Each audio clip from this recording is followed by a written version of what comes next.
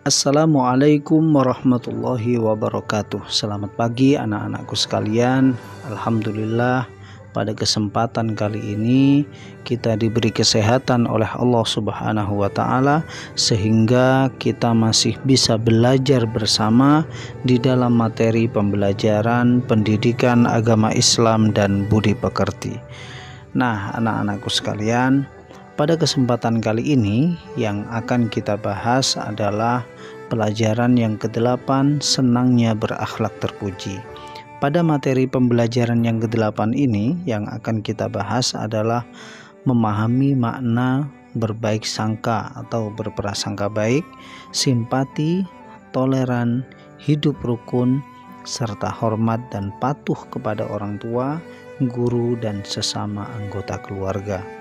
Nah, anak-anakku sekalian, pada kesempatan kali ini Pak Guru tidak bisa membahas secara keseluruhan materi ini karena membutuhkan waktu yang sangat panjang sekali.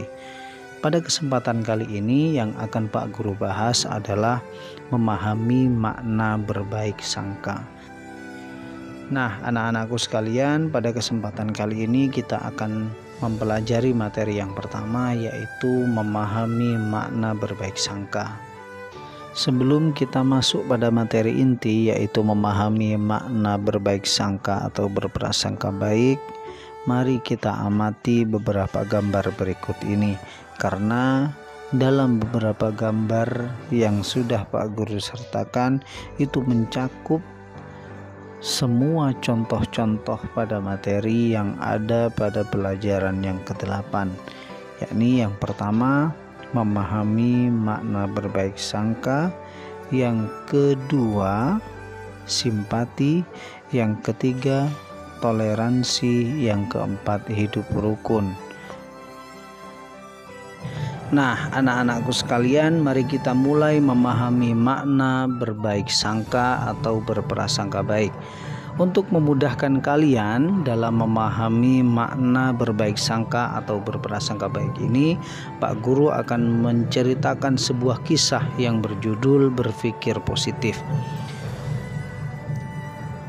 Pada zaman dahulu, di sini ada seorang raja yang setiap pergi berburu selalu ditemani oleh salah seorang ajudan atau salah seorang sahabatnya yang terkenal dengan ketakwaannya.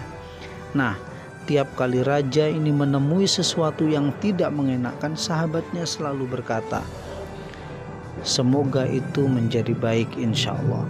Kata-kata ini selalu diulang-ulang pada setiap kejadian yang secara lahirnya adalah kejadian yang buruk.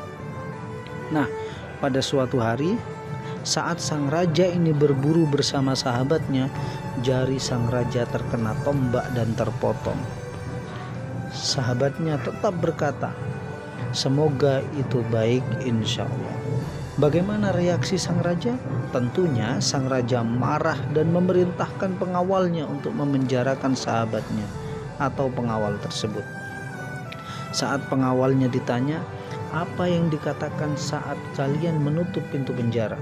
Pengawal menjawab, "Ia hanya mengatakan semoga ini baik insya Allah."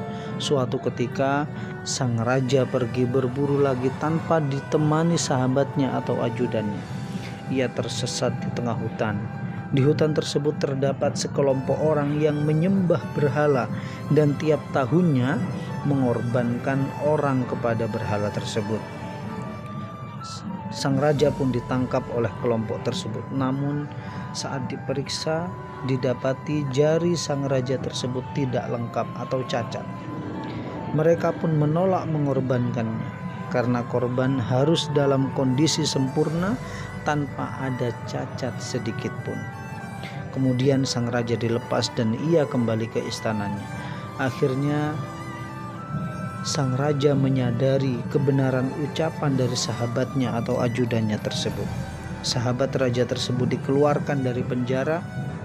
Rajanya bertanya, "Ketika engkau mengatakan semoga itu baik insya Allah saat jariku terpotong, aku menyadari bahwa kebaikan itu adalah Aku tidak jadi disembelih untuk berhala karena fisikku tidak sempurna. Sekarang saat engkau di penjara, apakah kebaikan itu?" Sang sahabat menjawab, "Andai kata saat itu saya bersamamu, mereka akan menyembelih saya sebagai penggantimu." Nah, anak-anakku sekalian, pesan yang dibawa dari kisah ini adalah mari kita terus tingkatkan berprasangka baik kepada siapapun, karena hikmah dari berprasangka baik adalah akan memberikan timbal balik atau dampak yang positif bagi pelakunya. Mungkin itu saja yang dapat Pak Guru sampaikan. Kurang lebihnya Pak Guru akhiri. Wallahul muwaffiq ila aqwamit thoriq. Wassalamualaikum warahmatullahi wabarakatuh.